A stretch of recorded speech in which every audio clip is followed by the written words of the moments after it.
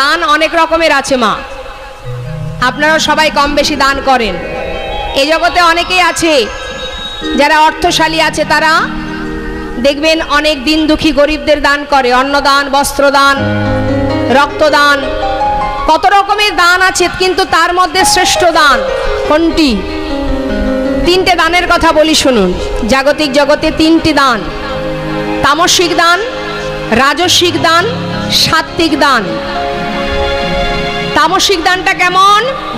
তামসিক দান, এক বন্ধু আর এক বন্ধুকে খুশি হয়ে টাকা দেয় মদ্যপান করার জন্য, দেয় না?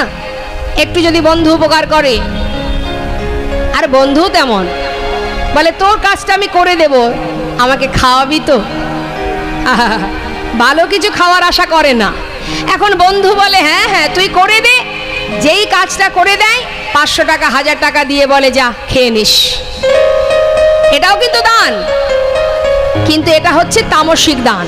এই দান, যে দান মানে যে দেবে এবং যে নেবে উভয়ের সমান অপরাধ। হরে কৃষ্ণ। এবার গেল রাজসিক দান।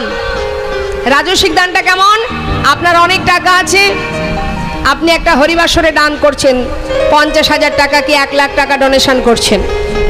এই দানের পিছনে যদি আপনার কোনো উদ্দেশ্য থাকে, কি উদ্দেশ্য? আমি এত টাকা দান করেছি, আমি যখনই যাব আমাকে বড় চেয়ারটা দেবে, আমার নাম বারবার মাইকে ঘোষণা করবে, সবাই আমাকে মাথায় করে নিয়ে জয়ধ্বনি করবে।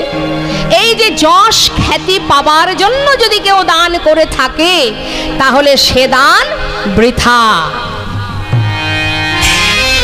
আমরা তো অনেক জায়গায় কীর্তনে যাই মা, কোনো ভক্ত এসে 10 টাকা দিয়ে বলে মা আমার নামটা একটু মাইকে বলে দাও।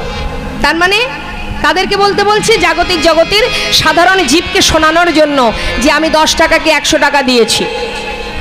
আর অনেক ভক্ত আছে যারা 500 1000 দিয়ে আমাকে বলে মা এই টাকাটা গোবিন্দ সেবার জন্য দিলাম, আমার নাম বলার দরকার নেই। নিতাই গৌর হরি বল হরি বল।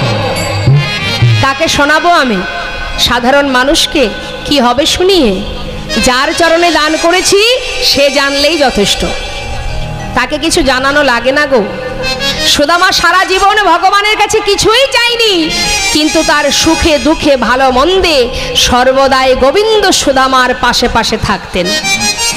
চাওয়ার দরকার হয় না, না চাইতেই সব পাওয়া যায়, শুধু বিশ্বাস আর ভক্তির প্রয়োজন। অর্থ দিয়ে কখনো ভগবানকে পাওয়া যায় না, ভালো করে জেনে রাখুন।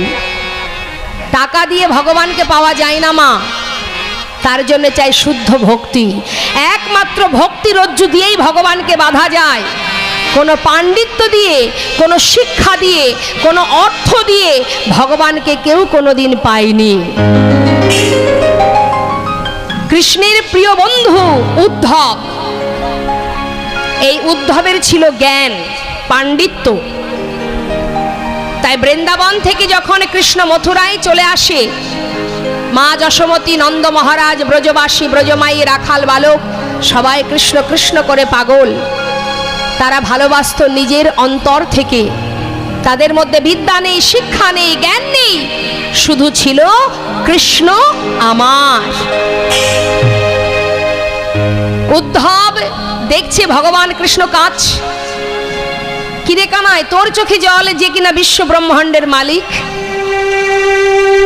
যার এক পলকেই বিশ্ব ব্রহ্মাণ্ডের সৃষ্টি হয়, প্রলয় হয়ে যায়, সেই ভগবান যে কিনা অনাদির আদি সরৈশ্বর্যপূর্ণ, সেই ভগবানের চোখে জল কেন?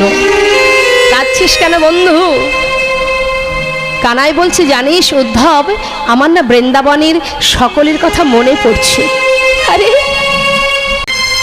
আহা। নন্দ মহারাজ, মা যশোমতী বলছে উদ্ধব ভেবেছিলাম তুমি বড় বুদ্ধিমান, এখন দেখছি তোমার মতো বোকা আর কেউ নাই। আমার গোপাল আমার সন্তান নয়? বাবা বলে আমায় চিৎকার করে ডাকে, মায়ের আঁচল ধরে খিদে পেয়েছে বলে খেতে চাই। যে বিশ্ব ব্রহ্মাণ্ডের মালিক হয়, সে কেন মায়ের আঁচল ধরে খাবার জন্য কাঁদে? বলতে পারো উদ্ধব? এবার তোমার কথাই যদি সত্য হয় যে আমার গোপাল ভগবান, এ জগতে লোকে বলে যার কেউ নেই তার ভগবান আছে, আমার গোপাল আমায় ছেড়ে চলে গেছে, আর তোমার কথা যদি সত্য হয় তাহলে তো আমার ভগবানও আমায় ত্যাগ করেছে। নিতাই গৌর হরি বল। এ জগতে বেঁচে থেকে আর কি বা লাভ? সকল ব্রজগোপী বলছে, উদ্ধব তুমি যেখান থেকে এসেছো সেখানে ফিরে যাও। অবশেষে রাধানীকে দর্শন করে নিজে রাধা নাম জপ করতে করতে নয়নের জলে বুক ভাসি কাঁদতে কাঁদতে ঘরে। তাই মাগো,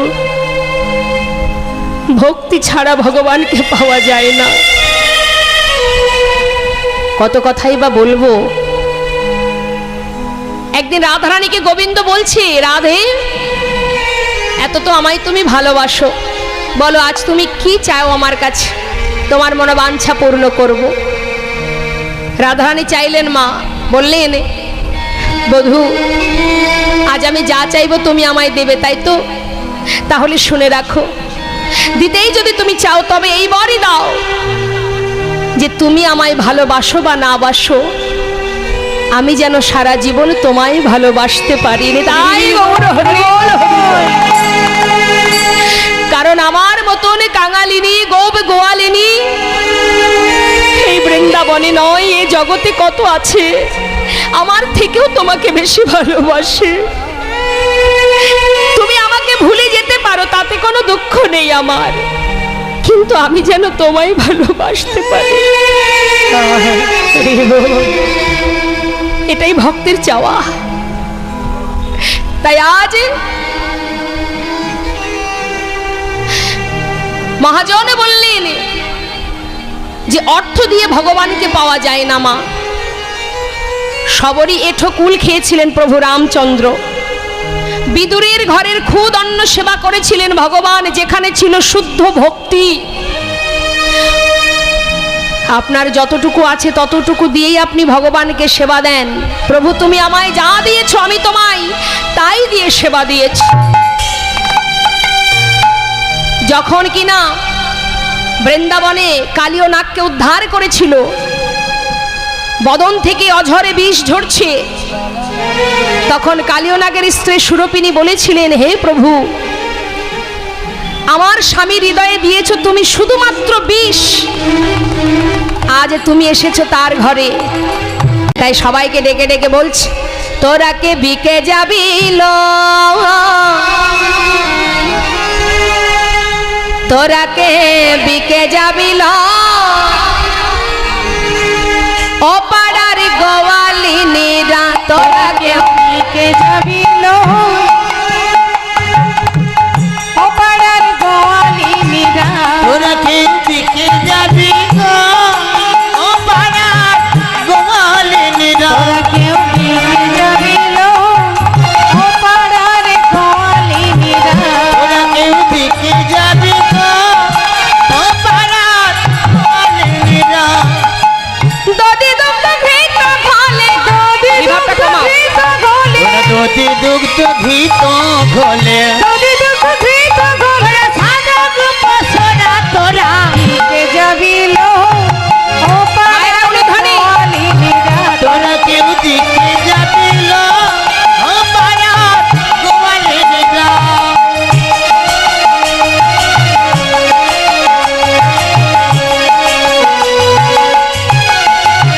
তোরা কেউ দেখে যাবি গো, ও পাড়ার গোয়ালিনীরা। তোরা কেউ বিকে যাবি লো, ও পাড়ার গোয়ালিনীরা।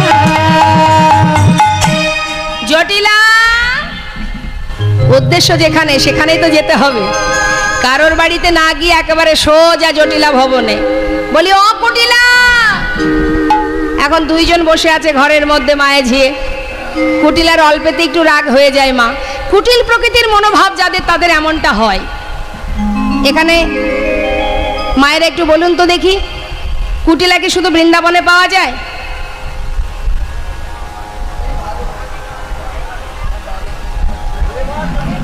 ঘরে ঘরে পাওয়া যায়, তাই না? শুধু যে বৃন্দাবনে আছে তা নয়, এখন ঘরে ঘরে কুটিল আছে। কুটিল প্রকৃতির যদি কেউ হয় বাবা, দেখবেন মানে মুখের দিকে তাকালে বোঝা যাবে যে কুট প্রকৃতির মানসিকতা। মানে কারোর ভালো দেখলেই, তাই তো, কারোর ভালো সহ্য হয় না। তা কুটিলা কি করতো? কুটিলার সারাদিনে কাজ হচ্ছে বইয়ের নামে পাড়ায় পাড়ায় নিন্দে মন্দ করা। সকাল হলেই গালের মধ্যে পান গুজে দিয়ে পাড়ায় পাড়ায় যাবে আর বিড়বিড় বিড়বিড় করে বলবে। এখন যারা দেখবেন একটু কুটিল প্রকৃতির হয়, তারা কিন্তু ওই কুটিল প্রকৃতির মানুষকে বেছে নেয়। হ্যাঁ, এখন কুটিলা যদি রাস্তা দিয়ে যায়, কোনো এক বাড়ি থেকে চিৎকার করে বলে, ও কুটিলে এদিকে এদিকে এদিকে। বাড়িতে একেবারে আসনে বসতে দিয়ে, কি রে মুখে কি একটা বলতে বলতে যাচ্ছিস, কি হয়েছে রে তোদের বাড়িতে? আর বলো না, ঘরের কথা পরকে বলি মরি আর কি। হ্যাঁ, কিন্তু তোমরা তো আমার পর নও, তাহলে বলি, এই বলি বলেই শুরু হয়ে যাবে আর কি। এই হচ্ছে কুটিলার কাজ। কিন্তু আজ সবেমাত্র গালে পানটা গুজেছে, এমন সময় দরজার পিছন থেকে মানে বাইরে থেকে ডাক দিয়েছে, এই কুটিলা, কে রে? বলি বাড়িতে আছিস? কুটিলা মনে মনে বলছে, নাম ধরে ডাকছি, কার এত বড় সাহস বৃন্দাবনে। জটিলা ঘরের মধ্যে, তাড়াতাড়ি করে কুটিলা দরজা খুলেছে। খুলে দেখছে কি মা, বাইরে বৃদ্ধ বুড়িমাই। বুড়িমাইকে দেখে মাথাটা নিচু করে সম্মানের সহিত তাকে ভিতরে নিয়ে এলেন, এসে আসন পেতে বসতে দিয়েছে।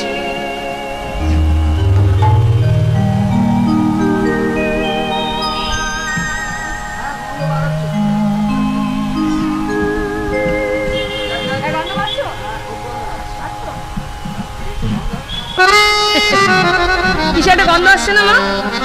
হ্যাঁ, কিসের গন্ধ?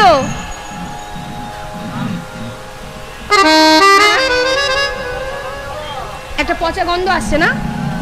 এদিক থেকে আসছে তো। কি গো মা, গন্ধ পাচ্ছেন না? পাচ্ছেন? এই তো আমার মা পাচ্ছে, আর কেউ পাচ্ছেন না?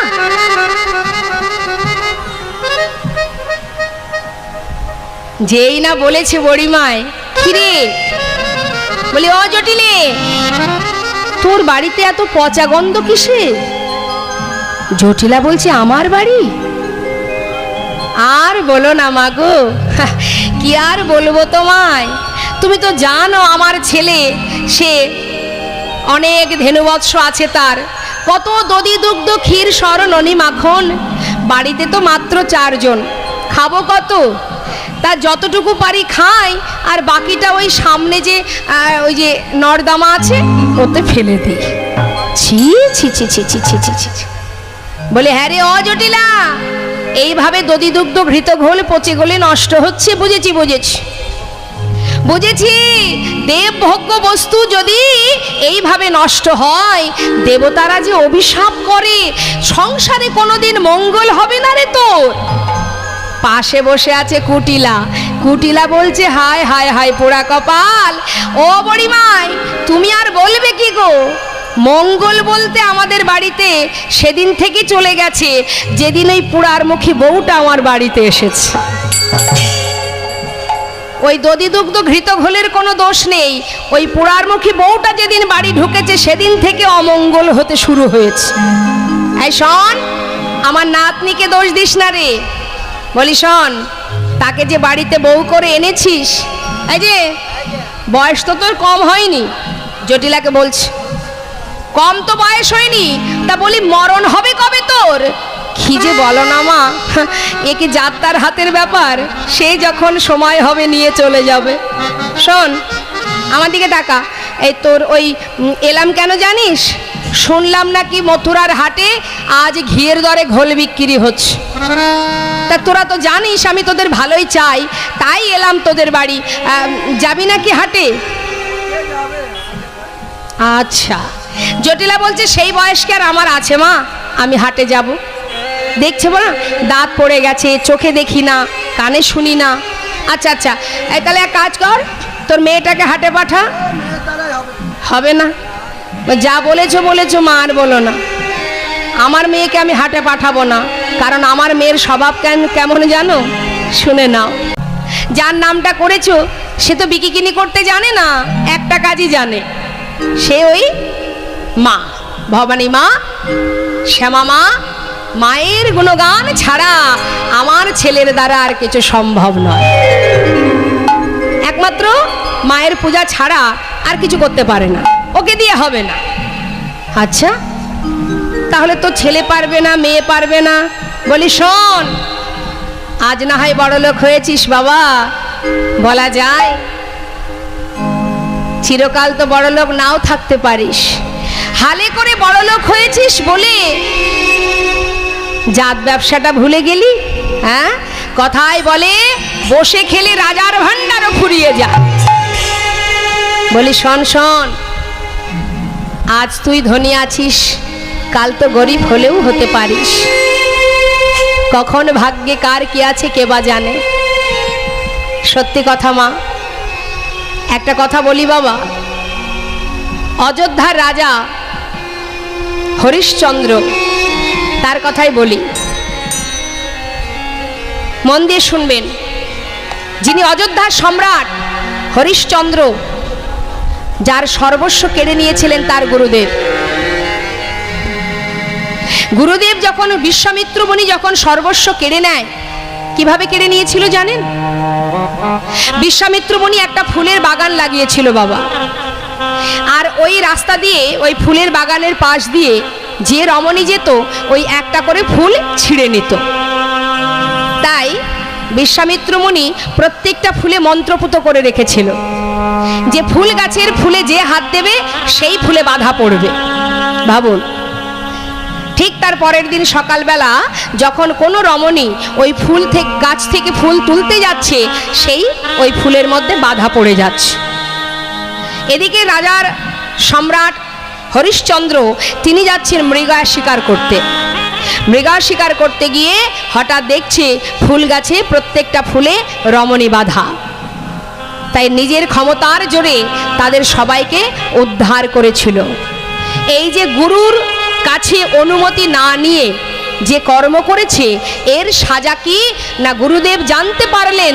এসে বললেন, শোনো হরিশ্চন্দ্র, যে কর্ম তুমি করেছো আমার অনুমতি ছাড়া, এর জন্য তোমাকে সাজা পেতে হবে। কি প্রায়শ্চিত্ত? না তোমার এই গোটা রাজ্য আমাকে দান করে দাও। গুরুবাক্য লঙ্ঘন না করে সেই রাজা হরিশ্চন্দ্র সর্বস্ব দিয়ে দিলেন গুরুদেবকে। আমার কি পরীক্ষা? সবই তো দিল মা, এবার হাত বাড়িয়ে বললেন দক্ষিণা দাও। পাবে কোথায় দক্ষিণা? সবই তো দিয়েছে। তাই নিজের স্ত্রীকে আর সন্তানকে একজনার হাতে বিক্রি করে দিয়ে চিৎকার করে পাড়ায় পাড়ায়, রাস্তায় রাস্তায় চিৎকার করে বলছে যে কে আছো? দাসী আছে গো, দাসী নেবে? চিৎকার করে বলছে। একজন শুদ্ধ বৈষ্ণব, সে বললেন আমার প্রয়োজন দাসী, ঘরের মধ্যে ভগবানের সেবা দেব বলে। তাই তার কাছে নিজের স্ত্রী সন্তানকে দিয়ে সেখান থেকে যে কড়ি পেল, সেই কড়ি গুরুদেবকে দক্ষিণা স্বরূপ দান করল, আর নিজেকে বিক্রি করে দিল কালু ডোমের কাছে। বিক্রি করে দিয়ে শ্মশানে মরা পোড়ানোর কাজ করতে আরম্ভ করল। হঠাৎ একদিন তার সন্তান রুইতাস্য, তার মা ফুল তুলতে গেছে বনে, আর সেখানে সর্পদংশনে ছেলের মৃত্যু হয়ে যায়। স্ত্রী যখন মৃত সন্তানকে শ্মশানে এনেছে, আনবা মাত্রই দেখছে শ্মশানে মরা পোড়ানোর কাজ করছে তার স্বামী রাজা সম্রাট হরিশ্চন্দ্র। তার স্ত্রী শৈবা নয়নের জলে বুক ভাসিয়ে কাঁদছে। আজ হরিশ্চন্দ্রের হাতে একটা 16 আনাও নেই। শ্মশানে মরা পোড়াতে গেলে যেমন 16 আনা কর দক্ষিণা দিতে হয়, সেই কড়িটুকু পর্যন্ত তার কাছে নেই, যে ছিল রাজা। তাই মৃত সন্তানকে নিয়ে গঙ্গার পাড়ে বসে বসে রাজা হরিশ্চন্দ্র, পারের যিনি আছেন মাধব, পরপারের কাণ্ডারি, তাকে ডাকছে, দয়াময় চেয়ে দেখো, আমি সেই রাজা হরিশ্চন্দ্র, অযোধ্যার সম্রাট আমি। আজ শ্মশানে একটা খড়ি দেওয়ার খড়ি পর্যন্ত আমার কাছে নেই। তাই বসে বসে কাজ আর বলছে, এখানে আজ মহাজন বললেন নদিয়ার চাঁদ গৌর সুন্দর। কে গৌর হরি? এ জগতে অনেকেই আছে রাধা গোবিন্দকে চেনে, গৌর হরিকে চেনে না।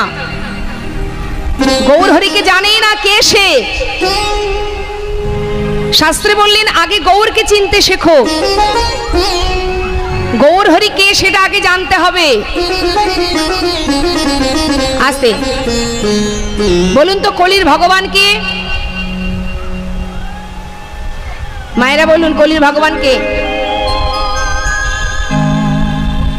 গৌর হরি। হ্যাঁ, সেই রাধা কৃষ্ণ দুই দেহ এক হয়ে নদিয়ায় গৌর হয়েছে। তাহলে আমরা তো কলির জীব, আমাদের পরমায়ু 100 বছর, তাও বাঁচি না। 100 বছর তাও আমরা থাকবো না, খুব অল্প সময়।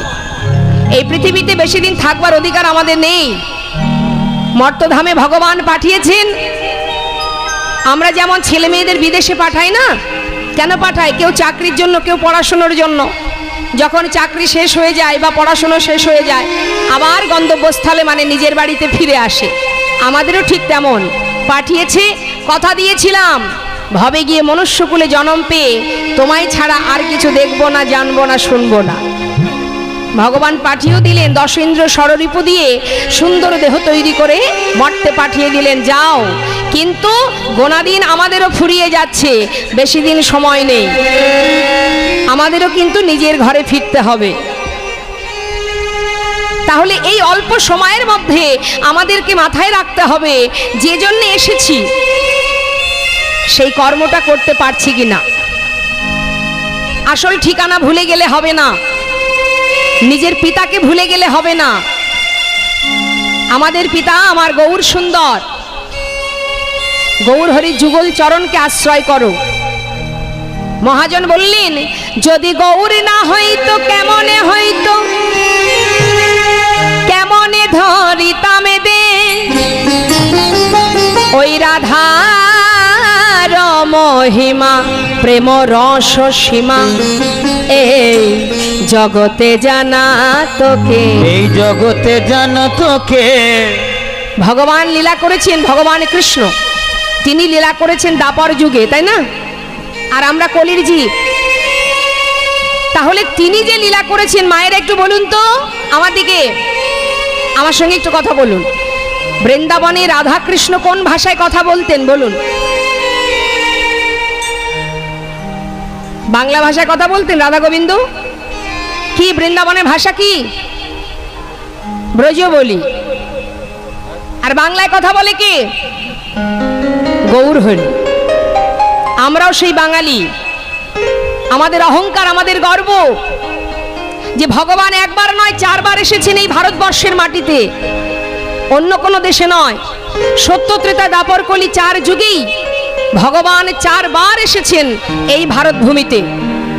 তাই বিদেশি যারা আমেরিকা থেকে, ফ্রান্স থেকে আসছে, ইতালি থেকে আসছে, লক্ষ্য করে দেখবেন ভারত ভূমিতে পদার্পণ করবার সাথে সাথে মৃত্তিকা নিজের মস্তকে দেয়। কেন না, ধন্য ভারত ভূমি, যে ভারতবর্ষে আমার করুণাময় দয়াল প্রেমময় গৌর হরির অবতীর্ণ হয়েছে। গৌর হরি বল। কত বড় দয়াল দেখুন মা আমাদের গৌর হরি, আমাদের ভগবান। অন্যান্য যুগে ধর্ম স্থাপন হয়েছে, তার একটা নির্দিষ্ট জায়গা আছে বাবা, নির্দিষ্ট জায়গার বাইরে কিন্তু হয়নি। যেমন বৃন্দাবনে ভগবান কৃষ্ণ যে ধর্ম স্থাপন করেছে সেটা শুধুমাত্র ওই 84 ক্রোশ বৃন্দাবনের মধ্যে, তার বাইরে ছিল না। কিন্তু কলিতে মহাপ্রভু যে ধর্ম প্রচার করেছে হরিনাম, সেটা শুধুমাত্র এই ভারতবর্ষে নয়, শুধু বাংলাদেশে নয়, পৃথিবীতে যত আছে নগরাদি গ্রাম, সর্বত্রে প্রচার হবে মোর এই নাম, নিতাই গৌর হরি বল। কত বড় দয়া! অন্যান্য যুগে ভগবান বলেছেন আমাকে ডাকো, আমি তোমার বাসনা পূর্ণ করব। হ্যাঁ, কৃষ্ণ কৃষ্ণ বলে ডাকো। কিন্তু কলিতে মহাপ্রভুকে একবারও বলেছেন? কলিযুগে গৌর অবতারে আমার গৌর হরি একবারও কি কাউকে বলেছেন যে তোমরা দুটি বাহু তুলে হা গৌর গৌর বলো? কত বড় দয়াল তিনি! তার মতো দয়াল আর কোনো যুগে ছিল না মা। নিজে আচরণ করে, হাতে ধরে পায়ে ধরে কলিজীবের উদ্ধারের তরে ধুলাই গড়াগড়ি দিয়ে নিজে হরিনাম করেছেন, আর আমাদের মতো পাষণ্ড জীবকে হরিনাম দিয়েছেন। একদিন নিত্যানন্দ প্রভুকে বলছে, দাদা কলিজীবের ঘরে ঘরে হরিনাম প্রচার করো দাদা। তখন নিত্যানন্দ প্রভু গৌরহরিকে বলছে, নিমাই তুই তো হরিনাম দিতে বলছিস, জানিস কলির জীব সব কিছু তাড়াতাড়ি নিতে পারে, এরা সহজে হরিনাম নিতে চায় না, এদের কাছে হরিনাম বড় তিতো। দেখবেন মা, আপনার ঘরের বাচ্চাকে আপনি কোনো হিন্দি গান গাইতে বলবেন, সঙ্গে সঙ্গে গেয়ে দেবে। এখন বর্তমান কি সব ভাষায় গান বেরিয়েছে, সব গান গাইতে পারবে। আপনি যখনই বলবেন মহামন্ত্র হরিনাম, এই 16 নাম আর 32 অক্ষর উচ্চারণ করতো দেখি, পারবে না। আমরা মাতা পিতারাই করি না, তাহলে আমার সন্তান করবে কি করে? পারে না। নিত্যানন্দ প্রভু বলছে, নিমাই এরা হরিনাম সহজে নেবে না, কারণ এদের কাছে হরিনামটা যেন মনে হয় একটা তিতো। তিতো কেউ খায় সহজে? কিন্তু জোর করে মাতা পিতা খাওয়ায় কেন? তাতে উপকার আছে, উপকার আছে বলেই জোর করে খাওয়ানো হয়, তাই না? তাই আজ আমার পিতা গৌরহরি তিনি বলছে, দাদা আমি জানি ওরা কেউ হরিনাম নেবে না, কলির জীব সহজে হরিনাম নেবে না, কিন্তু দাদা গো তার জন্য তো হাল ছেড়ে দিলে হবে না। তাই গৌর হরি বল, হরি বল। হাল ছাড়লে হবে না, তোমাকে আমি শিখিয়ে দিচ্ছি দাদা কিভাবে হরিনাম দেবে। বলে দিচ্ছেন গৌর সুন্দর, কত বড় দয়াল তিনি। বলছে যে হরিনাম নেবে তাকে যেমন দেবে, যে নেবে না তাকেও দেবে। তাতেও যদি গ্রহণ না করে তারপরে কি করবে জানো দাদা? শুনে নাও। বলছে একবার টাকা পয়সা নয় মা, ধন সম্পত্তি নয়, কি চাইছে? দেহদান।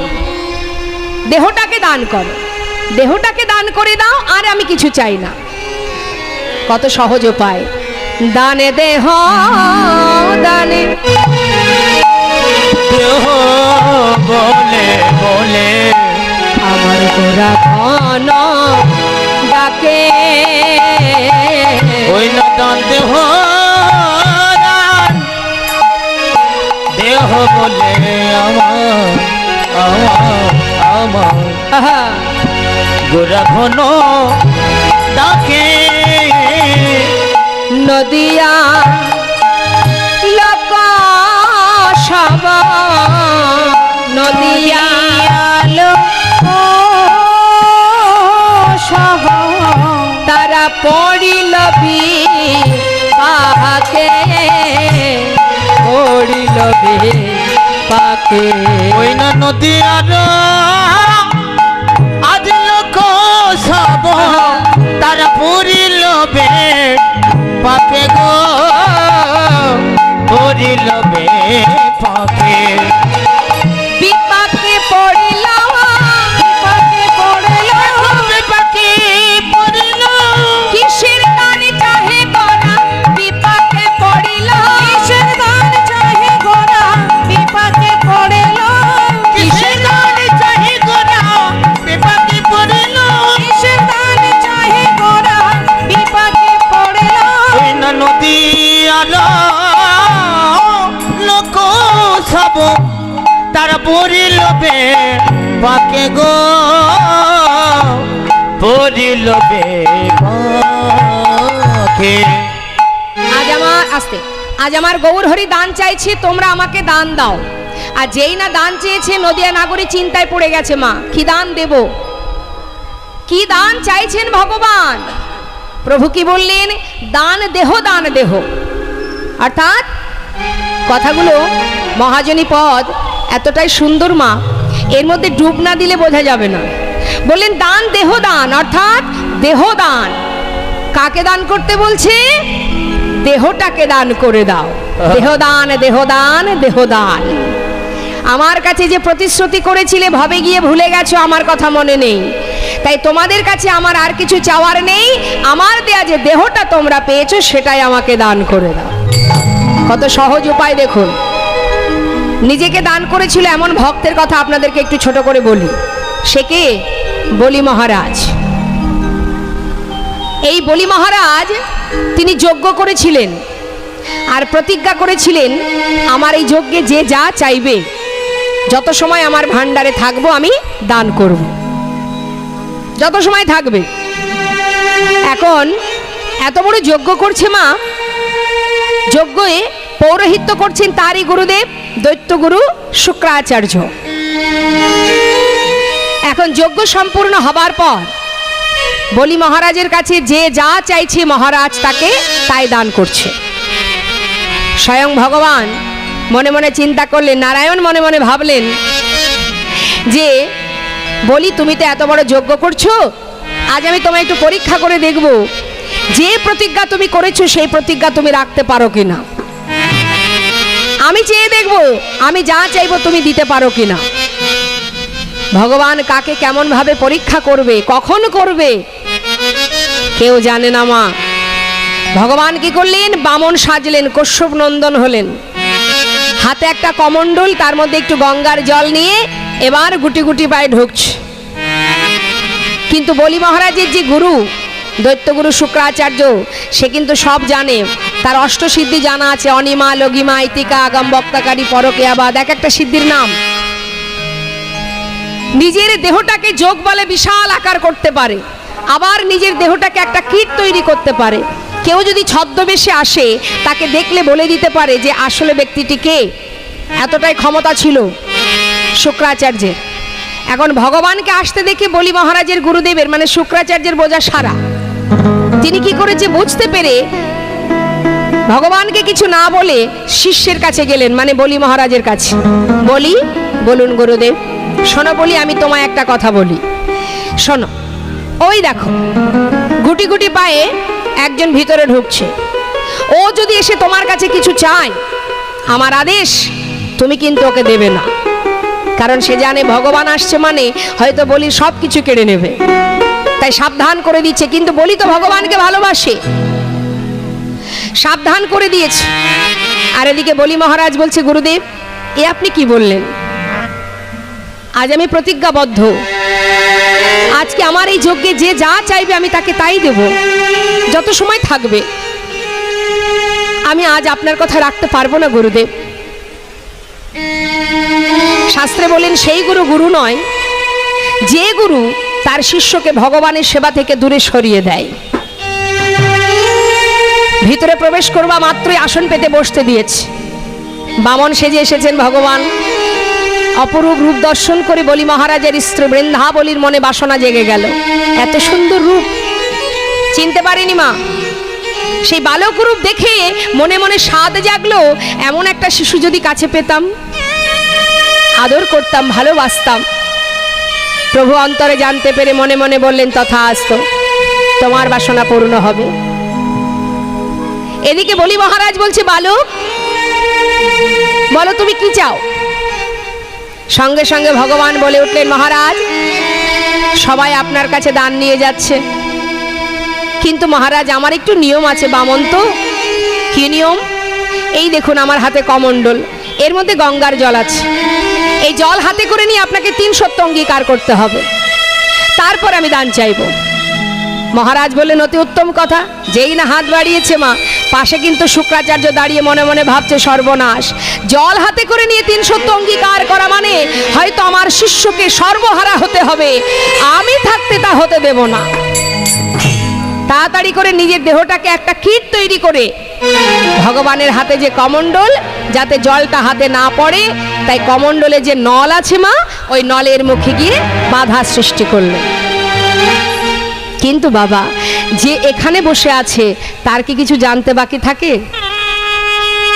আমরা মনে করি রাত্রির অন্ধকারে ওকে ধরে খুন করে দেব, অন্ধকারে ধরে নিয়ে এসে বনের ভিতরে নিয়ে গিয়ে খুন করে দিলাম, ভাবলাম অতি উত্তম কাজ করেছি। কিন্তু তুমি জানো না তুমি কার চোখের সামনে কাজটা করেছো। মানুষের চোখের আড়ালে তুমি যেটাই করতে পারো করো, তাতে দুঃখ নেই, কিন্তু তোমার সময় হলে তুমি পেয়ে যাবে। তার চোখের ফাঁকি কেউ দিতে পারে না।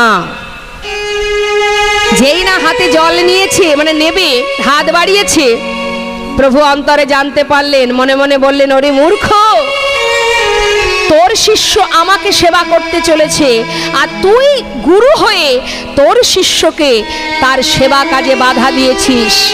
যে কর্ম তুই করেছিস, আজ তোরই শিষ্যের হাত দিয়ে তোর উপযুক্ত সাজা আমি দেব। শিষ্যকে বললেন, মহারাজ, বেশ কিছুদিন হয়েছে আমার এই কমণ্ডলটা ব্যবহার করা পড়েনি, মনে হয় নলের মুখে কোনো নোংরা জমেছে। মহারাজ, আপনার পাশে যে কুশ আছে, কুশ দিয়ে একটু নলের মুখটা পরিষ্কার করে দেবেন মহারাজ। যেই না বলেছে, বলি মহারাজ বিলম্ব না করে কুশ নিয়ে যেই আঘাত করতে যাবে, ভগবান সুদর্শন চক্রকে স্মরণ করলেন, আর সুদর্শন চক্র সেই কুশের আগায় বিঁধে গেল, আর সেই কুশ দিয়ে যখনই আঘাত করলো, সঙ্গে সঙ্গে গুরুদেবের একটি চোখ অন্ধ হয়ে গেল। ছটফট করতে করতে বাধা থেকে সরে গেলেন, হাতে জল নিয়ে ৩০০ অঙ্গীকার করলেন, তুমি যা চাইবে আমি তোমাকে তাই দেব। বেশ, এবার বলো কি চাই? ত্রিপাদ ভূমি। আমার ত্রিপাদ ভূমি মানে কি?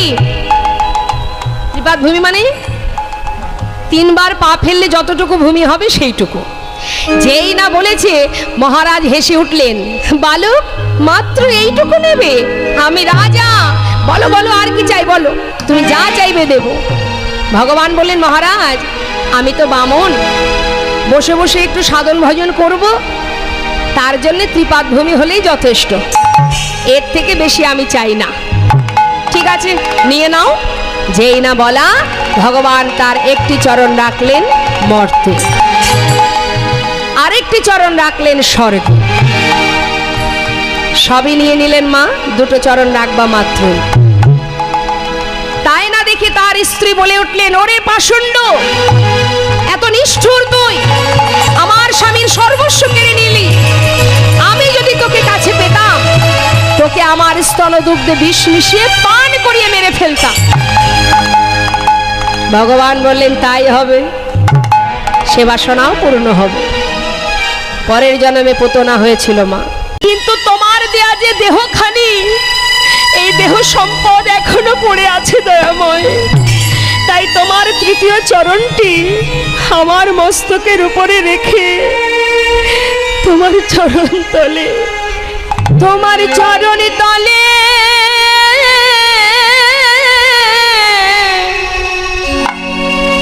আমার স্থান দাও গো। নিতাই গৌর হরে বল হরে।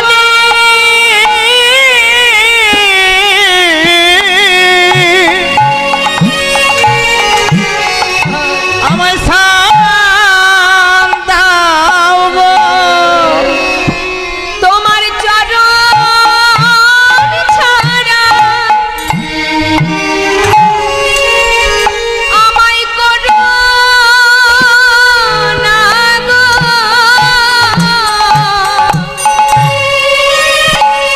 বলি ওহে আমার দয়াল হরি, তোমার চরণ ছাড়া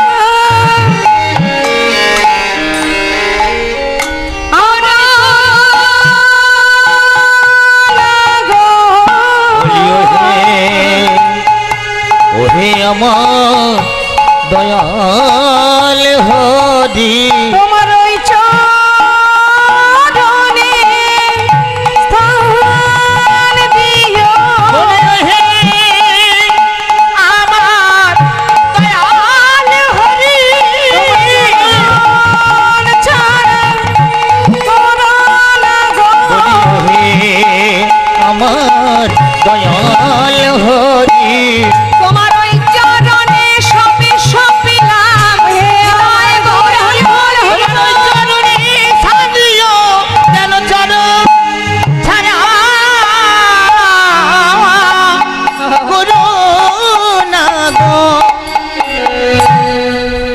মহাজন বললেন, যদি দান করতে হয় নিজেকে দান করো। কোথায় করবে দান? ভগবানের চরণে। হ্যাঁ, হরিবল হরিবল। তা শোনা আজ আমরা গৌর চরণ স্মরণ করে সবাই মিলে একবার প্রাণ ভরে কলিজীবের শ্রেষ্ঠ ধন মধুমাকা হরিনাম সংকীর্তন সবাই মিলে গাইব। হাত তুলে দেখি, সবাই মিলে হাত তুলুন, কেউ বাদ যাবেন না কিন্তু।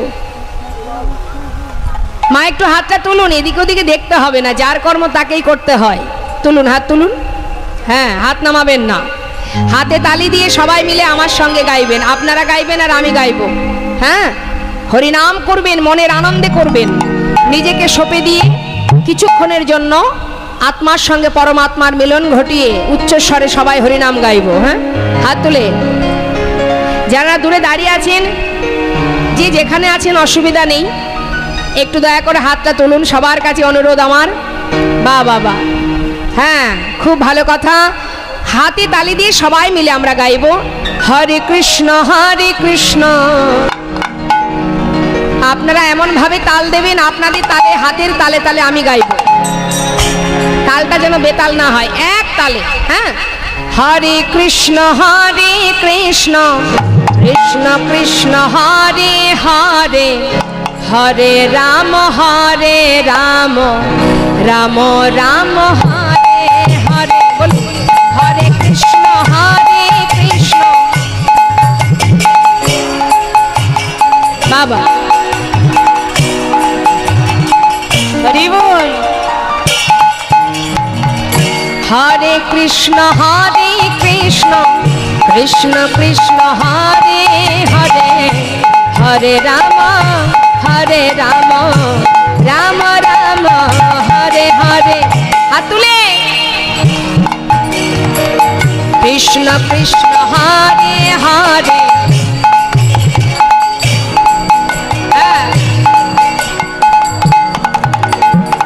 হরে কৃষ্ণ কৃষ্ণ কৃষ্ণ হরে হরে, হরে রাম রাম রাম হরে হরে, হরে কৃষ্ণ। বাবা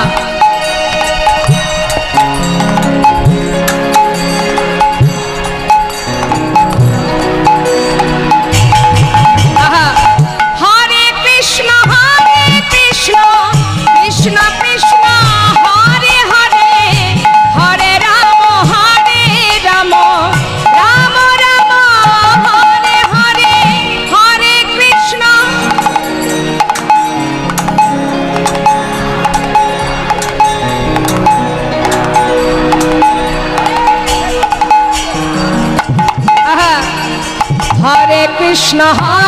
কৃষ্ণ কৃষ্ণ কৃষ্ণ হরে হরে, হরে রাম রাম রাম হরে কৃষ্ণ কৃষ্ণ কৃষ্ণ কৃষ্ণ হরে হরে, হরে রাম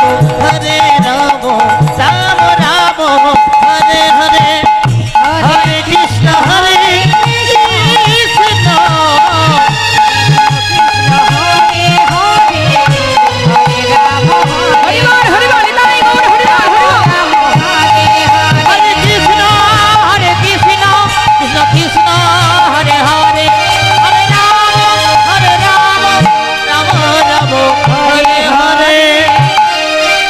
হরিবল হরিবল নিতাই গৌর হরিবল গৌর হরিবল। খুব সুন্দর, এই তো আনন্দ, মহা আনন্দ। এই আনন্দ বাড়িতে পাওয়া যাবে না মা। তাই আজ নদিয়ার চাঁদ গৌর সুন্দর সবার কাছে বললেন, তোমরা আমাকে দেহদান দেহদান দেহদান, দেহটাকে দান করো। লীলার পাশে দাঁড়িয়ে মহাজন বললেন, যে মহাজন পদাবলী লিখেছেন, যে পদটা আমি গাইলাম, সেই লীলার পাশে দাঁড়িয়ে কি বলছে? আহা, লীলার পাশে দাঁড়িয়ে আজ বৈষ্ণব মহাজন তিনি বললেন, দেখো দেখো,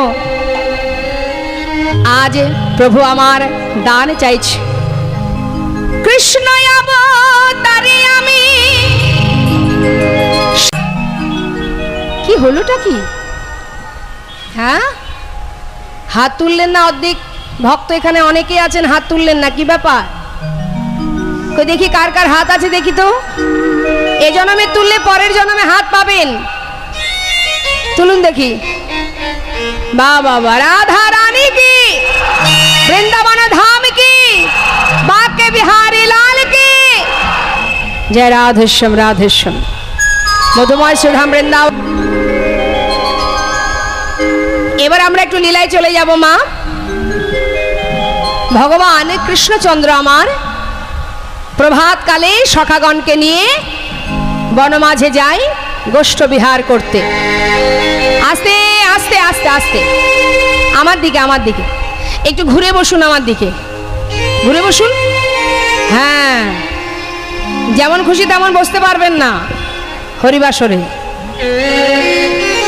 তা বাবা গোষ্ঠী গিয়ে সখাগণকে নিয়ে খেলা করছে।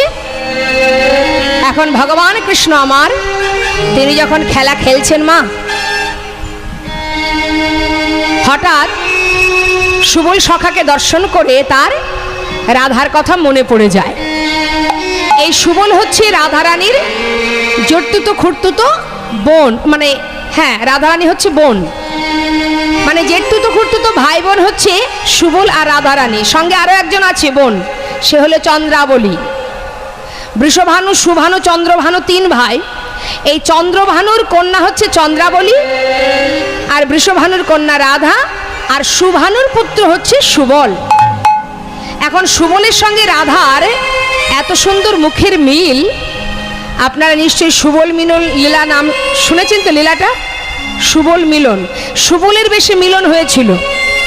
এত সুন্দর মুখের মিল যে সুবলকে রাধা সাজিয়ে যাবটে ওই জটিলা ভবনে রেখে রাধারানী সুবল সেজে গিয়েছিলেন গোবিন্দ দর্শনে। তাহলে মুখের কত মিল থাকলে এমন কাজ করা যায়। এখন যেই সুবলকে দেখে সেই রাধার কথা মনে পড়ে যায়।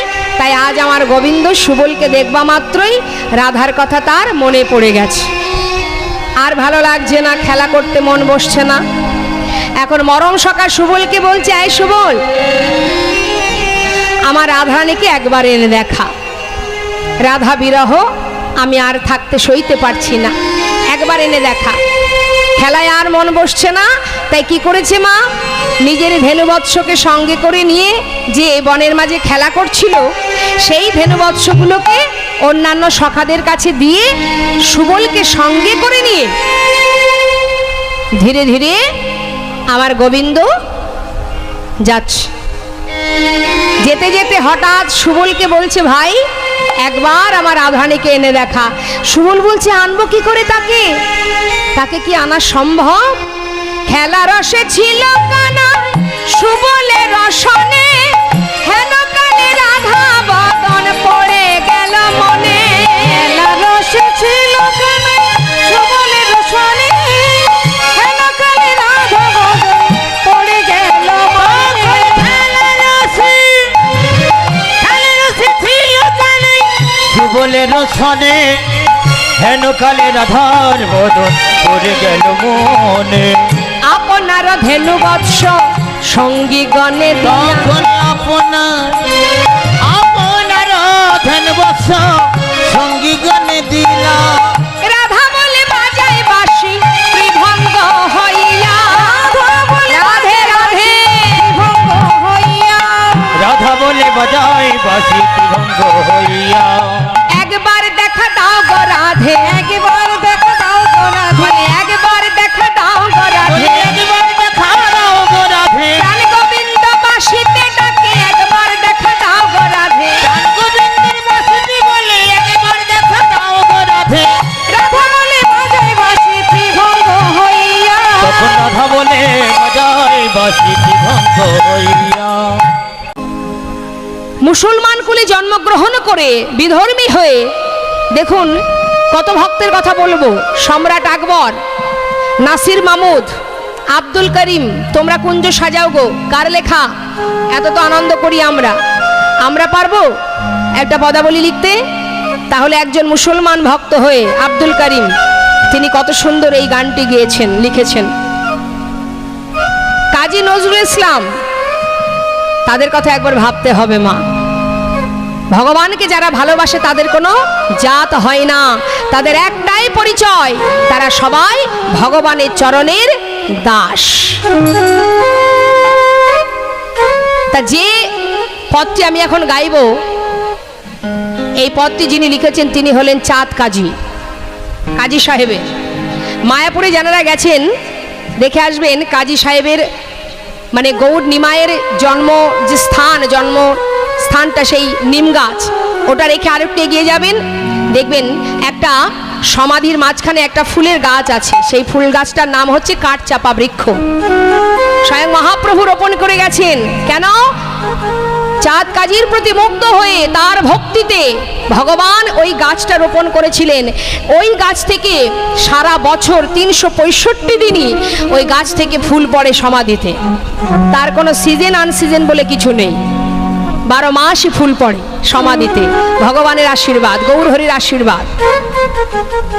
সেই চাঁদ কাজী সাহেবের লেখা এই সুন্দর পদখানি ছোট করে গাইছি আমি।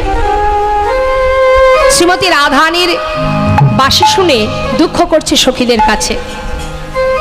ও বাঁশি রে, বাঁশি রে,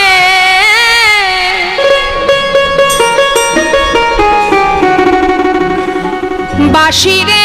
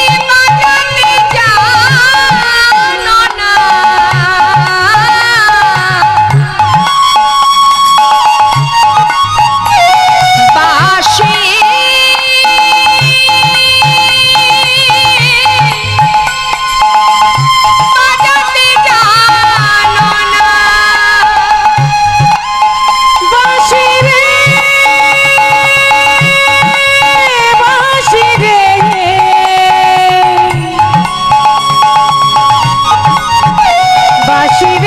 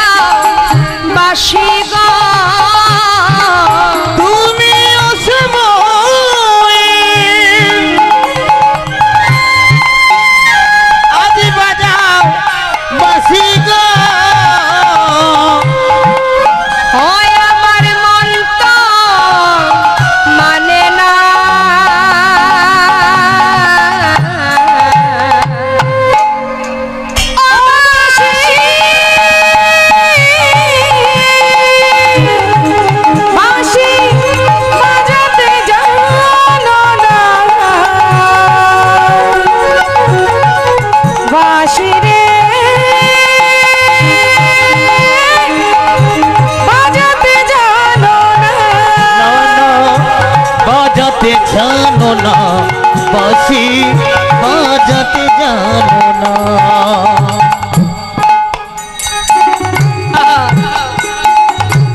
শ্রীমতী রাধারানী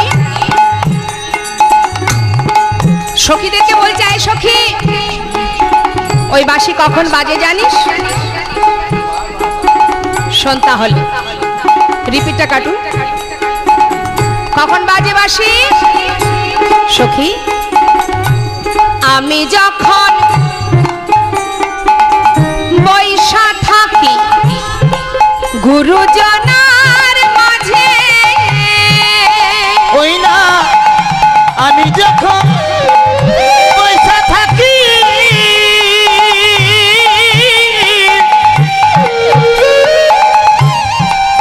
আমার গুরুজনের মাঝে,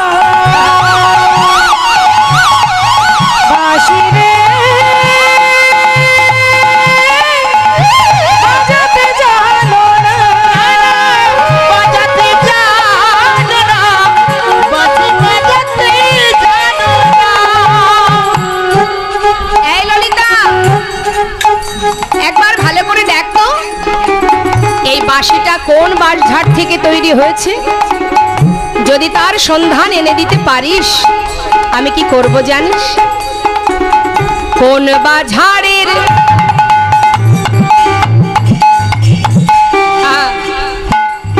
মা, গোবিন্দের বাঁশির ধ্বনি শুনলে কেউ কি ঘরে থাকতে পারবে? তাই রাধারানী আক্ষেপ করছে, সখী রে, কোন বাঁশঝাড়ের বাঁশি রে তো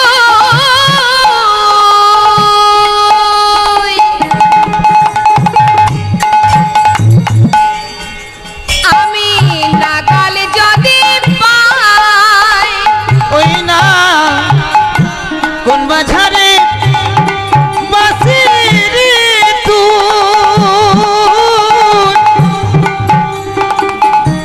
লাগাল যদি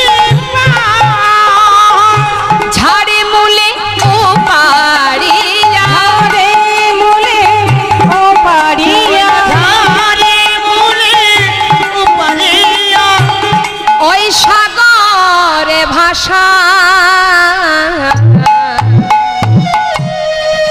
ও বাঁশি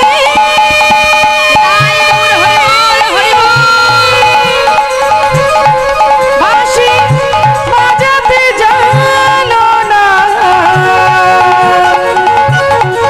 বাঁশি রে বাজাতে জানো না, বাজাতে জানো না বাসি রে বাজাতে জানো না। শ্রীমতী রাধারানী দুঃখ করছে মা। আস্তে আস্তে, কার হাতে কতটুকু সময় আছে কেউ জানে না।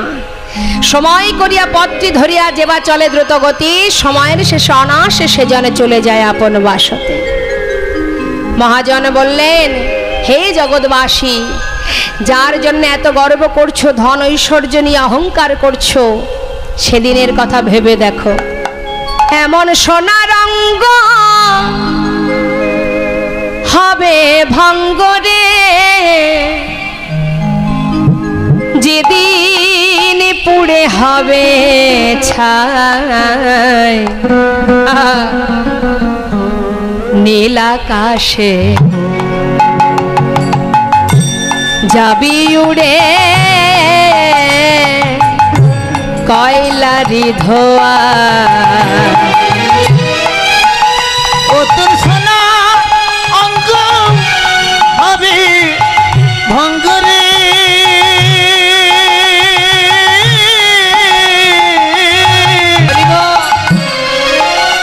ও তুই যেদিন পুরে হবি ছাই, নীল আকাশে যাবি উড়ে কয়লারি ধোঁয়ায়, সেদিন নীল আকাশে যাবি উড়ে কয়লার ধোঁয়ায়। মারবে বাড়ি গিঠে গিঠে, ওই না জ্বালবে অঙ্গ খুঁচে খুঁচে, তোমায় মারবে বাড়ি হারের গিঠে। হরিব জ্বালিবে অঙ্গ খুঁচে খুঁচে। ভাবো সেদিনের কথা, কার প্রতি এত অহংকার গর্ব করি আমরা। জ্বালিবে অঙ্গ খুঁচে খুঁচে, মারবে বাড়ি হাড়ের গিঠে রে। দেখো ওই না জ্বালবে অঙ্গ তোমার খুঁচে খুঁচে, মারবে বাড়ি হারের গিঠে রে। সেদিন পিঠের চামড়া যাবে ফেটে, সেদিন পিঠের চামড়া যাবে ফেটে রে। হাত বুলাবে সেদিন কে নীল আকাশে রায় গৌর হরিবল হরিবল। কয়লারে ধোঁয়ায় সেদিন নীল আকাশে যাবি মিশে কয়লারে ধোঁয়ায়, সেদিন নীল আকাশে যাবি মিশে কয়লার ধোঁয়ায় স্ত্রী পুত্র পুকুর ঘাটে বাবা তারা স্নান করিয়া ফিরবে ঘরে গো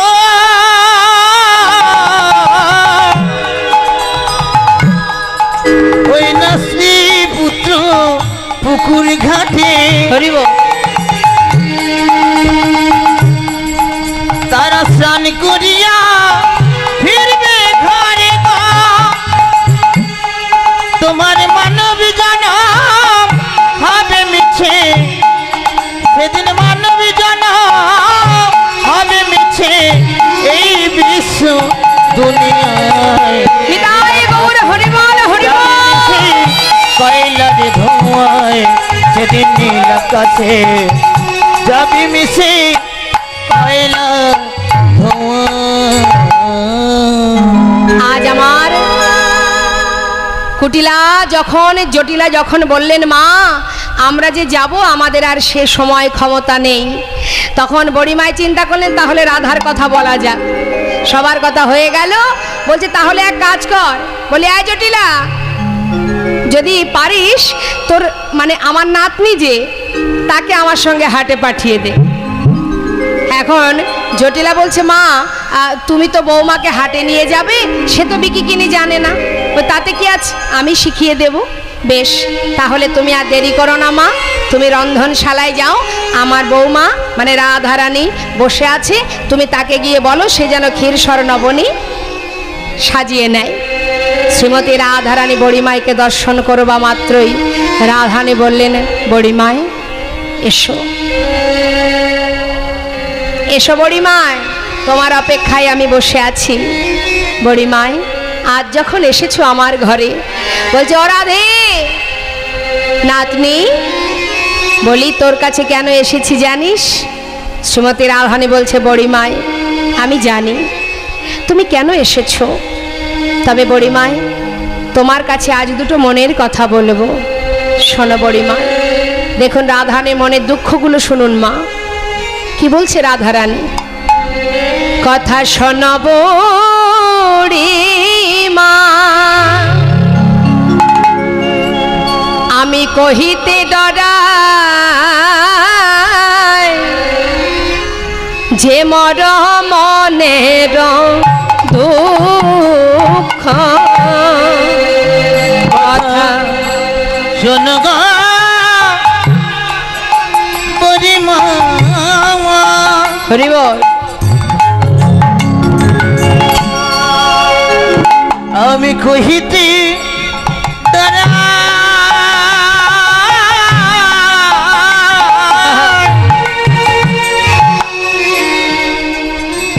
আমার যে মোর মনের ব্যথা কথা কারে না কহবি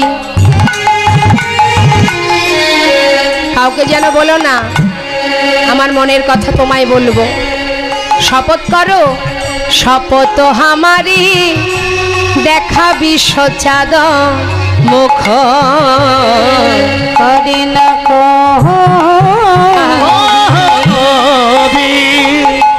শপথ আমার দেখাবি সচাদ মুখ বাঘিনী মাঝারে বসতই আমার না ছাড়ি দি ভালো বড়িমা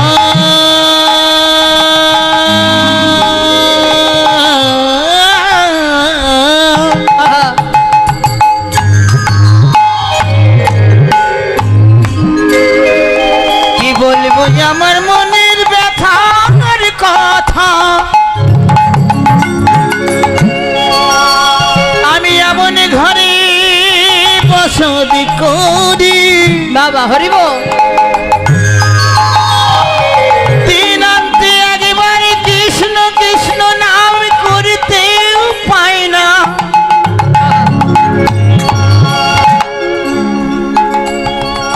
ও গো বড়িমা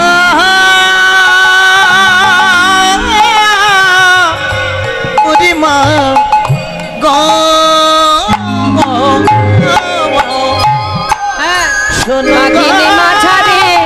বসত আমার না ছাড়ি দীঘল শ্বাস। ওই না বাঘিনী মাঝারে বসত আমার না ছাড়ি দীঘল শ্বাস। কি কহব বিশেষ আঙ্গিনা বিদেশ না পরি নীলম্বার।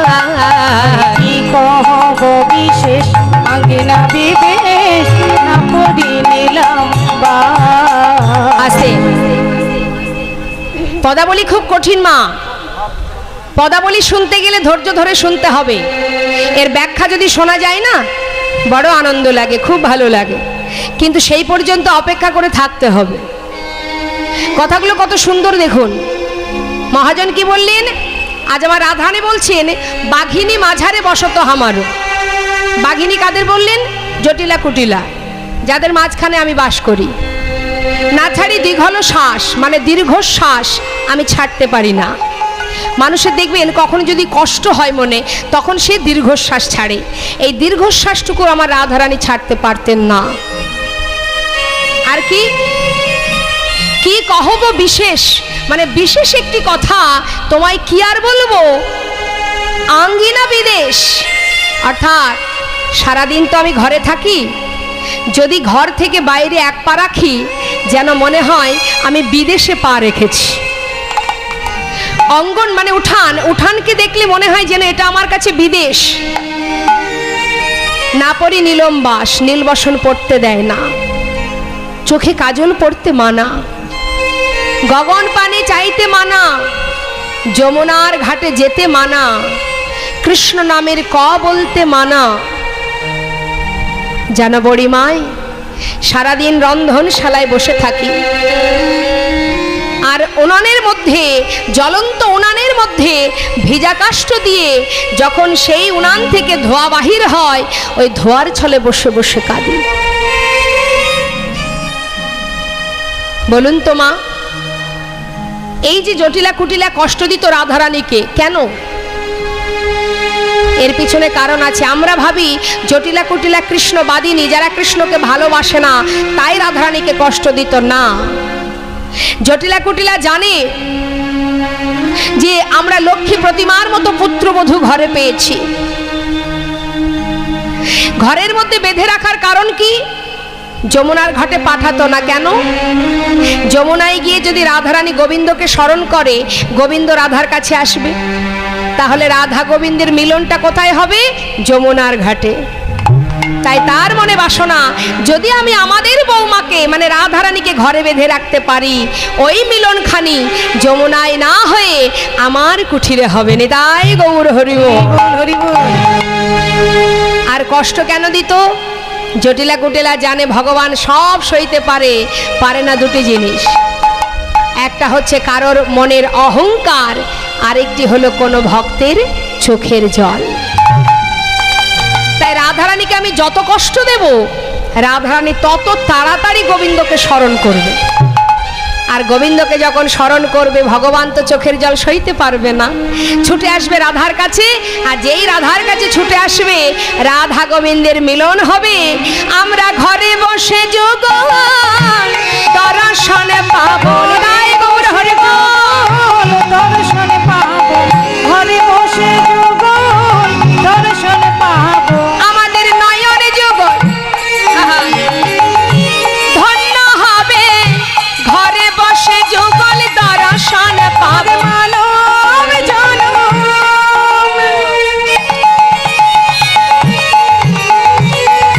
ধন্য হবে, ঘরে বসে যুগল দর্শনে পাবো। তাপিত হৃদয় শীতল হবে, নয়ন যুগল ধন্য হবে। মায়েরা উলুধ্বনি, নিতাই গৌর হরি বল। ধন্য হবে, তাপিত হৃদয় শীতল হবে, মানব জনম ধন্য হবে, তাপিত হৃদয় শীতল হবে, ঘরে বসে যুগল দর্শনে পাবো। এই জন্য রাধানীকে বেঁধে রাখতো মা। আজ বড়িমায় বলছে, রাইধনী দুঃখ করিস না, পথের মাঝে গোবিন্দ দানি সেজে দাঁড়িয়ে আছে, সাজাগো পসরা যেতে হবে মথুরা। রাধানী বলছে, বড়িমাই পসরা তো সাজানোই আছে, দেহ পসরা। বললেন এ পসরা সাজালে হবে না, গোরসের পসরা সাজাও, দধি দুগ্ধ ঘৃত ঘোলে। এবার পসরা সাজিয়ে যাত্রা করবে মা, হরিবোল। এমন সময় বড়িমাইকে ডাক দিয়েছে জটিলা, চিৎকার করে ডাকছে বড়িমাইকে, বলি ও বড়িমাই, এই যে ও বড়িমাই, এদিকে এসো, এদিকে এসো। শোনো না, তুমি তো যাচ্ছ হাটে তাই না, বলি একটা কথা শুনে যাও, হ্যাঁ, বৌমা যেন শুনতে না পায়। বলি তুমি তো জানো সব কিছু, যাচ্ছ তো দেখো সাবধান, যেন তার নামটি করো না, যেন তার নামটি করো না, তার নামটি করো না, তার নামটি করো না, যে নামে বউ পাগলিনী তার নামটি করো না, যে নামে বউ পাগলিনী তার নামটি করো না। বড়িমায়ও তো কম নয় মা। জটিলার কাছ থেকে মনে মনে ভাবছে তোর মুখ থেকে শুনবো, তারপরে আমি আজ হাটে যাব। কত সময় তুই না বলে থাকতে পারিস দেখবো। বড়িমায়ও তত ছলনা করছে। এই জটিলা, কার নাম করতে বারণ করছিস? কোন ছেলেটা? ছেলেটা? ও মা, বুঝতে পারছো না, নাম উচ্চারণ করবে না মা। এই কার কথা বলছিস? ঠিকঠাক বল। শোনো না মা, ওই যে মাঠে মাঠে ঘুরে বেড়াই তার নামটি করো না, মাঠে মাঠে ঘুরে বেড়ায় তার নামটি করো না, মাঠে মাঠে ঘুরে বেড়ায় তার নামটি করো না। মাঠে মাঠে কে ঘোরে? তা নাই একা ঘোরে নাকি? আরো তো অনেকে আছে। হ্যাঁ, তুই কি ওই শ্রীদামের কথা বলছিস? শ্রীদাম নয়, তাহলে সুদাম? না, তাহলে কার কথা বলছিস? এই শোন, একটা কথা বলি, সোজা সাপটা কথা বল, কারণ বেশি হেয়ালি ভালো লাগছে না। হাটে যাব, তাড়াতাড়ি যা বলার বল দেখি। হঠাৎ করে পাশে থেকে কেউ যদি বলে বসে, সঙ্গে সঙ্গে কিন্তু আপনি একবার দুবার তিনবার বলে ফেলবেন। হ্যাঁ হ্যাঁ হ্যাঁ হ্যাঁ, ওইটা ওইটা ওইটা, তাই না? তা যেই না বলেছে বড়িমায়, হ্যাঁ রে তুই কৃষ্ণের কথা বল। ও, যেই বলেছে সঙ্গে সঙ্গে জটিলা বলছে হ্যাঁ হ্যাঁ ওই কৃষ্ণ কৃষ্ণ কৃষ্ণ। মনে মনে বলছে বলবি না মানে? বড়িমায় বলছে এই শোন, এই ওর কথা বলতে যাব কেন? কে ও? ওর খায় না পড়ি, তাই ওর নাম করতে হবে? আমরা ওর কথা বলি না। যাক, আমিও তো তাই বলছি মা, ওই নাম যেন করো না। না না, তবে তুই বলে দে কার নাম করতে হবে। কেন? আমার ছেলে যাকে ভালোবাসে, শ্যামা মা, শ্যামা মায়ের নামটা জপ করলেই হবে। বড়িমা আসতে, বড়িমায় বল যাই, এদিকে ডাকা। আয়, আমার কথা শোন, ওই নাম তো করবি না, হ্যাঁ? আর ওই শ্যামা মায়ের নাম বলি, শোন, ওই তোর বৌমা আমরা ওই নামটাই করি, ঠিক আছে? ওই নাম ছাড়া আমরা আর কিছু করি না। আচ্ছা, তাই হোক মা। এবার শ্যামা মায়ের নাম গাইতে গাইতে যাচ্ছে। আসতে, চলো যাই, যেতে হবে, যেতে হবে তো, চলো। তা যাচ্ছে কিভাবে? শ্যামা মায়ের নাম গাইতে গাইতে। এক কথায় দুটো কাজ হচ্ছে কিন্তু মা, দুটো কাজ। কি? একদিকে ভগবানের নাম স্মরণ হচ্ছে, আর একদিকে শাশুড়ি মায়ের সান্ত্বনা দিচ্ছে। কি বলছে? শ্যামা মায়ের নাম গাইতে গাইতে যাচ্ছে। শ্যামামার, শ্যামামার, শ্যামামার নাম। কথাটা ভালো করে বুঝতে হবে। শ্যাম আমার, শ্যাম আমার। শাশুড়ি মনে মনে ভাবছে কি লক্ষ্মী বৌমা আমার, যা বলেছি তাই গাইছে। কিন্তু গাইছে কি বৌমা? শ্যাম আমার, আমি শ্যামের। শ্যাম আমার, শ্যাম আমার।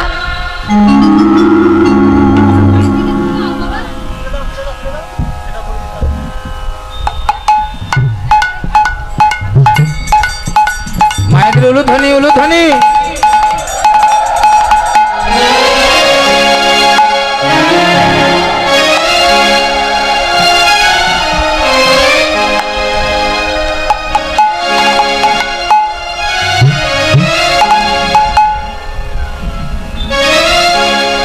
শ্যাম আমার, শ্যাম আমার। মায়ের অনুধ্বনি করবেন। শ্যাম আমার নাম, আমি শ্যামের, শ্যাম আমার, শ্যাম আমার নাম। অনুধ্বনি হৃদয় গৌর হরিবল। শ্যামা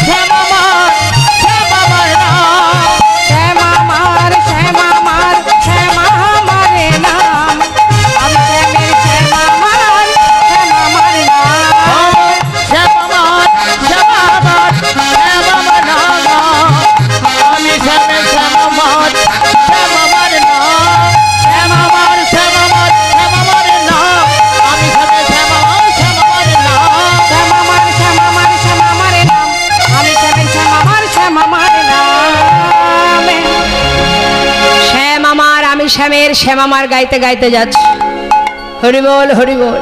তাই তো রাধানে বললেন, এ কৃষ্ণ আমার, আমি কৃষ্ণের, গতি নাই গতি নাই, নাম ছাড়া কৃষ্ণ, নাম ছাড়া গতি নাই। আজ আমার রাধারানী বদনে শ্যামামায়ের নাম, শ্যামামার শ্যামামার বলতে বলতে এসে পৌঁছালেন মা। এদিকে গোবিন্দ আমার হঠাৎ সখীগণকে দর্শন করে দুটি বাহু প্রসার করে বললেন, দাঁড়াও সুন্দরীগণ, এই যে আস্তে আমার দিকে তাকাও। বলি, সেজে গুজি যাচ্ছ কোথায়? সেজে গুজি অসময়ে যাচ্ছ কোথায়? কোথায় যাচ্ছ তোমরা? যেই না বলেছে সখীরা বলছে, তুমি কে হে?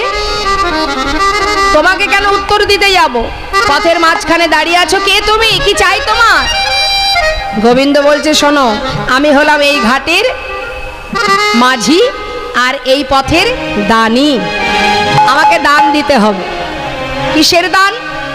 বলছে, কংস মহারাজ, আস্তে, কংস মহারাজের কাছে চাকরির জন্য আমি দরখাস্ত করেছিলাম। বসে বসে থাকলে তো আর কেউ খেতে দেবে না, তাই কংস মহারাজের কাছে দরখাস্ত করেছিলাম যে মহারাজ আমাকে একটা চাকরি দিন। তাই দুটো চাকরি দিয়েছে, একটা হলো এই ঘাটে তোমরা যে পার হও, তাই পার ঘাটার মাঝি আমি, আর এই যে তোমরা নিতই নিতই মথুরার হাটে বিকিকিনি করো, কংসের দ্বারে কর দিতে হয় সেটা জানো না, তাই তোমাদের কাছ থেকে কর আদায় করা চাকরি। বলছে, মানুষ একটা চাকরি পায় না, তোমার দুটো চাকরি দিয়েছে। কি গুণ আছে তোমার যে দুটো চাকরি পেয়েছো তুমি? বলে, গুণ আবার নেই মানে? কি গো মা, গুণ নেই? আপনারা কি বলেন, গোবিন্দের গুণ আছে? আছে না? বাহ বাহ বাহ। এখন সখীরা বলছে, কোন গুণ আছে? এই জগতে যদি গুণ না থাকে কারোর, তাহলে কি কেউ কাউকে ভালোবাসে? যদি গুণ না থাকে, যারা নির্গুণে হয় তাদেরকে ভালোবাসবে? এখন মানে গোবিন্দ আর সখীদের কাছে কথোপকথন হচ্ছে, কথা কাটাকাটি হচ্ছে। গোবিন্দ বলছে, আগে দান দেবে তারপরে যেতে দেব, না হলে যেতে দেব না। বলো কোন গুণে বিধি তোমায়, সখীরা বলছে, দানি করেছে। বলো কোন গুণে বিধি তোমায় দানি করেছে? এই যে বলো, রূপেতে ভ্রমরা, আহা, গুণে ননি চরা, ধনেতে ধবলি বসতি গাছে দানি করেছে। বলো কোন গুণে বিধি তোমায় দানি করেছে, করেছে কোন গুণে বিধি তোমায় দানি করেছে? শুনে যান, শুনে যান, আসে। ছেলের যদি রূপ থাকে, মনে করুন আপনি আপনার মেয়েকে বিবাহ দেবেন, আগে বলুন তো কি দেখবেন? ছেলের বাড়িতে গিয়ে আগে কি দেখে? বাবারা বলতে পারবে। সবার আগে ছেলের বাড়িতে গিয়ে কি দেখে বাবা? ঘর বাড়ি তো পরের কথা, ছেলের একটার জায়গায় চারটে বাড়ি থাকতে পারে। আগে আমি দেখবো কি? আগে দেখবো আমার জামাইটা কেমন হবে, ছেলেটা দেখতে কেমন। সখীরা বলছে, আহা কি রূপ, কি রূপ, অন্ধকারকে জয় করে বসে আছে, একেবারে ভ্রমরের মতো কালো। ঠিক আছে, রূপ নেই সেটা মেনে নেওয়া যায়, ছেলের যদি গুণ থাকে। গুণ, ও শ্যামনগর, তোমার গুণের কথা বলবো। রূপেতে তুমি ভ্রমরা, আর গুণে হলে ননি চোরা, চোর চোর। তা বলুন দেখি, শুধু কি এক রকমের চুরি করে? ননি চুরি করে না, আবার কি করে? বসন চুরি করে, ব্রজললনাদের মন চুরি করে, পাকা চোর, চোরের শিরোমণি। কে ভালোবাসবে তোমার? গেল, রূপ নেই গুণ নেই মেনে নিলাম, যদি ধন সম্পদ থাকতো তোমার, তাও তো নেই। ধন সম্পদ বলতে নবলক্ষ ধেনু, তাও তোমার না, তোমার পিতা নন্দ মহারাজের। আচ্ছা ঠিক আছে, সেটাও মেনে নিলাম। যদি বিশাল অট্টালিকা থাকতো, মানে বসতি ভালো হতো। তা গোবিন্দ বাস করে কোথায়? রূপেতে ভ্রমরা, গুণে ননিচরা, ধনে ধবলি বসতি গাছে। সারাদিন তো গাছের ডালে বসে বসে বাঁশি বাজাও, কে ভালোবাসবে? কি গুণ আছে তোমার? হ্যাঁ, তাই বলি শোনো, স্বনামে পুরুষ ধন্য, পিতৃ নামে চ মধ্যম। শ্বশুরের নামে যে বিলায় সে হলো অধম, স্ত্রীর নামে যে বিলায় সে হলো অধম অধম। ভালো করে বুঝে যান, বিশেষ করে এখানে যে বাবারা আছেন, দাদা ভাইরা আছে, তাদের উদ্দেশ্যে বলছি, স্বনামে পুরুষ ধন্য। যে পুরুষ নিজের ক্ষমতায় সবার কাছে পরিচিত থাকে সে হচ্ছে উত্তম পুরুষ। আর যে পুরুষ পিতার পরিচয়ে পরিচিত থাকে, দেখবেন অনেকে আছে নিজের বলতে কিছু নেই, বাবার টাকায় গাড়ি, বাবার টাকায় ঘড়ি, বাবার টাকায় টাই, স্যুট বুট পরে ঘুরে বেড়াচ্ছে, যেন মনে হচ্ছে শহরটাই তার। এমন পুরুষ যদি কেউ থেকে থাকে সে হচ্ছে মধ্যম পুরুষ। আর যদি কেউ শ্বশুরের পরিচয়ে পরিচিত থাকে, মানে যাকে বলে কি বলে ঘর জামাই, সে হচ্ছে অধম পুরুষ। শ্বশুরের পরিচয়ে যে পরিচিত হয় সে হলো অধম পুরুষ। আর স্ত্রীর পরিচয়ে পরিচিত যদি কেউ থেকে থাকে, স্ত্রীর পরিচয়ে পরিচিত মানে ধরুন আপনাদের এই পথ দিয়ে কোনো একজন ভদ্রলোক যাচ্ছে, আমি হয়তো বললাম যে মা এই ভদ্রলোকটি কে, এনাকে আগে কখনো তো দেখিনি। আপনি আমাকে বোঝালেন, চিনতে পারছো না? অমুক দিদিমণির স্বামী। তার মানে কি দিদিমণিকে সবাই চেনে, দাদা বাবুকে কেউ চেনে না। সে হচ্ছে অধম অধম পুরুষ। তাই শ্যামনগর বলি শোনো, বামন হয়ে চাঁদে হাত দিতে যেও না, সাবধান হইয়া বামন। তোমার স্বভাব এমন হইয়া বামন, স্বভাব এমন, হাত বাড়াও রাই চাঁদের গাছে দানে করে।